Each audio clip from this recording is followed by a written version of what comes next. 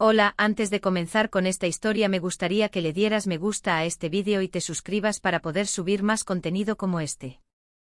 Novela. Hermana, en esta vida yo soy la reina. Episodio 351, Derecho de entrada. Las invitaciones se enviaron claramente a los clientes del 10% superior de Sastrería Lagione. Se basaban en el monto de la compra. Sin embargo, al llegar al lugar de la fiesta, lo que se decía en la entrada era diferente. No, ¿por qué no podemos entrar? El representante Caruso protestó al portero. Claramente tenemos invitaciones.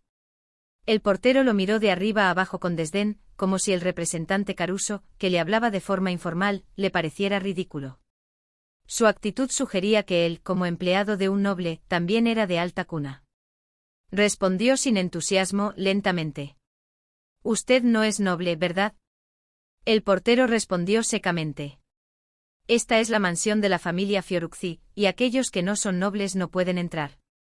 Es una regla de la familia. Camelia intervino. No, un momento. Aquí dice basado en el monto de la compra, ¿no? La invitación indicaba que se basaba en el monto de la compra y, de forma indirecta, también el ranking de compra del cliente. En el sobre que contenía la invitación había un número de 3 dígitos, que era el orden de envío y coincidía con el ranking de compra. Si se basa en el monto de la compra, no debería importar si uno es noble o no. El número de Camelia era 004 y de hecho su ranking era más alto que el de la mayoría de los nobles. Cabe señalar que antes de Camelia, la persona que más había comprado en la Sastrería Lagione era la duquesa Rubina, cliente habitual durante casi 30 años, seguida de cerca por Ariadne con un impulso formidable, y el duque César Pisano, quien, a pesar de no haber usado nada de lo que compró, ocupaba el tercer lugar en el monto de compra. No entiendo por qué no se me permite la entrada. De hecho, entre las personas que estaban delante de Camelia, no había ni un solo noble en el sentido tradicional. Tal era la desconexión entre el título y la riqueza en el actual reino etrusco. Sin embargo, el portero de la fiesta seguía inflexible. Eso no es asunto mío. Proteste ante la tienda que eligió la mansión Fiorucci como lugar de la fiesta.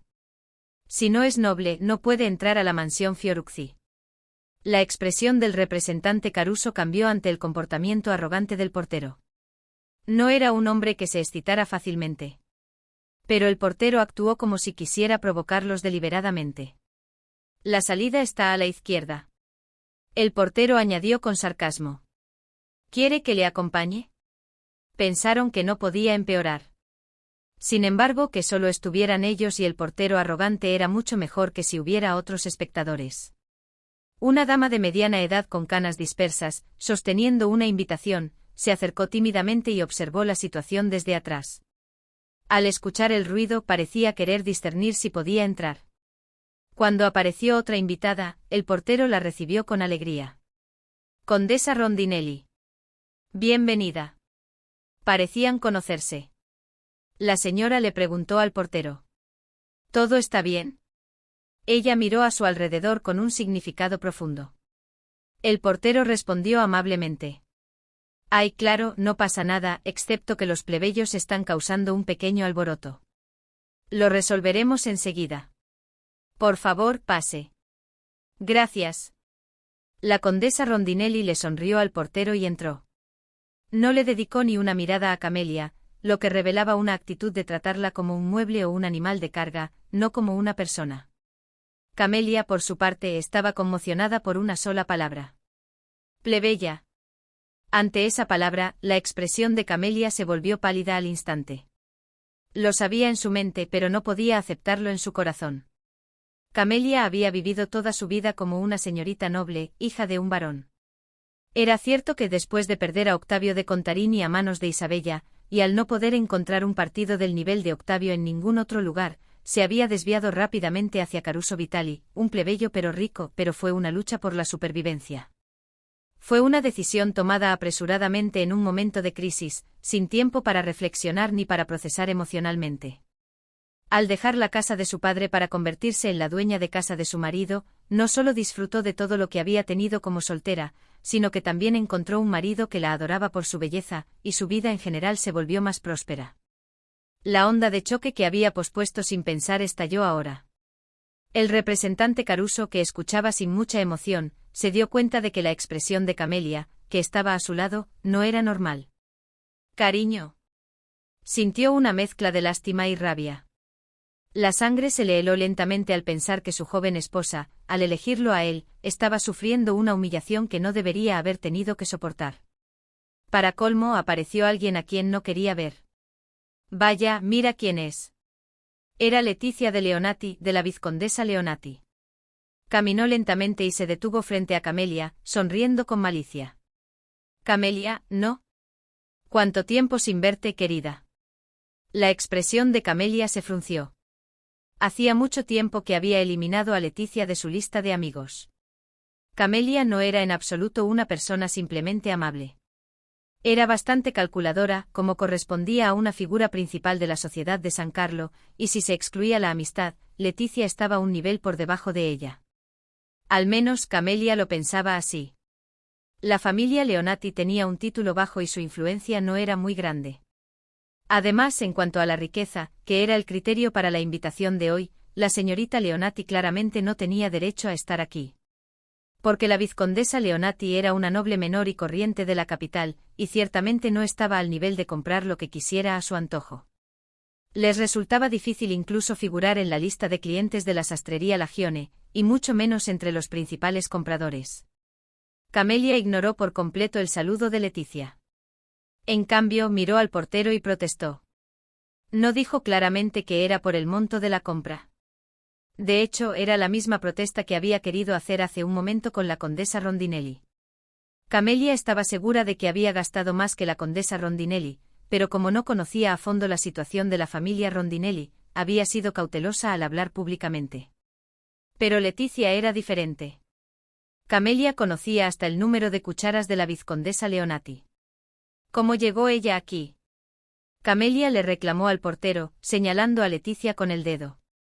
La vizcondesa Leonati entre los principales compradores, eso es imposible. Leticia se sintió ofendida por el desprecio de Camelia. Isabella le había advertido que esto podría suceder, pero no pudo evitar sentirse enojada. Leticia, aunque no tenía mucho, sacó el pecho con orgullo como un gallo. Yo también compré algo. Sacó un pequeño abanico. Era un objeto con varillas de ébano finamente talladas en lugar de marfil. Bonito, ¿verdad? Camelia esbozó una sonrisa podrida. La versión de marfil era cara, pero la versión de ébano se había producido en grandes cantidades para la venta general, reduciendo los costos. Isabella, al comprar su abanico blanco, también le había comprado un abanico negro a Leticia. Así fue como obtuvo el derecho de compra. Y Camelia, aunque no conocía los detalles exactos, ya se había dado cuenta de que debía haber una razón así. Justo cuando Camelia estaba a punto de criticar a Leticia y pedirle al portero que las dejara entrar de nuevo, se escuchó una voz como de perlas. Es gracias a gente como tú. Era Isabella. Detrás de ella había una legión de damas. Por mucho que el monto de la compra sea alto, hay gente que no encaja con nosotros y se interpone en el camino. Isabella soltó una risita. Por culpa de esa gente, si se saltan el turno, los que normalmente no podrían entrar suben en la lista. Gracias a ti, Leticia también se beneficia, querida. Eran palabras cuyo significado no estaba claro. Pero Leticia ya estaba del lado de Isabella. No podía bajarse ahora que se sentía mal. Leticia apoyó activamente las palabras de Isabella y miró de arriba a abajo al representante Caruso. Sí. Isabella tiene razón. Si tuviéramos que estar en el mismo espacio con gente así, ¿quién querría venir a la fiesta? Isabella añadió a las palabras de Leticia. Esto es aparte del dinero. Es una persona que solía pescar en el mercado de pescado con botas de goma. De hecho, el representante Caruso se calló porque era un excontrabandista de tabaco. Isabella, pensando que el representante Caruso estaba de acuerdo con ella, frunció su bonita frente y dijo. No puedes beber champán oliendo a pescado, ¿verdad? ¿Tú también piensas lo mismo, Gabriele? La mirada de Camelia finalmente se posó en Gabriele, que temblaba en la fila de atrás. Hasta ayer mismo habían compartido té juntas. Ante la mirada de Camelia, Gabriele bajó la cabeza apresuradamente. Cuando Gabriele evitó su mirada, Camelia sintió que su corazón se desplomaba. Isabella la instó de nuevo. No, no somos tan cercanas. Marquesa de Montefeltro, ¿qué piensa usted? Gabriele, rígida, se mordió los labios mientras miraba fijamente al suelo. Esta era la máxima resistencia que Gabriele podía ofrecer. Y Camelia vio un rayo de esperanza en la vacilación de Gabriele. Al menos había una persona de su lado aquí. ¿Marquesa? Pero Isabella volvió a apremiar a Gabriele. Oh. Su suegra la reprendió con una voz aterradora. Cuando Gabriele dudó, ella elevó aún más su voz. No puedes controlar a los niños ni apoyar bien a tu marido, y ahora quieres deshonrar a la familia de esta manera. ¿De verdad tengo que reconsiderar que el mayor vaya a Padua? Gabriele finalmente abrió la boca con una voz apenas audible. Es correcto que los nobles se reúnan con nobles, y los comerciantes con comerciantes. Gaby. Camelia miró a Gabriele con una expresión de horror. Pero Gabriele giró la cabeza y evitó a Camelia. Camelia derramó algunas lágrimas de rabia. Aunque podía entender a Gabriele con la cabeza, su corazón estaba lleno de resentimiento. ¿Cómo pudiste hacerme esto? Gabriele no se disculpó. No era el momento. Isabella observaba toda la situación con una sonrisa de victoria, y las damas susurraban entre ellas a sus espaldas. Más tarde, la condesa Contarini dijo que había sido demasiado. Podría decirse que la marquesa de Montefeltro y la señora Vitelli eran lamentables, pero eso sería bajo la premisa de que no se armara un escándalo. Sin embargo, Camelia, furiosa, no tenía tiempo para calcular tales cosas. Gaby. Camelia, que intentaba acercarse a Gabriele para reprocharle, fue detenida por el portero de la familia Fiorucci. Empujada de repente, se agarró el vientre y se desplomó en el suelo. ¡Ah! Camelia. El representante Caruso se lanzó, pálido de asombro. Camelia, oh, ¿estás bien? Oh. Sangre roja brillante manchaba el dobladillo del vestido de satén amarillo de Camelia.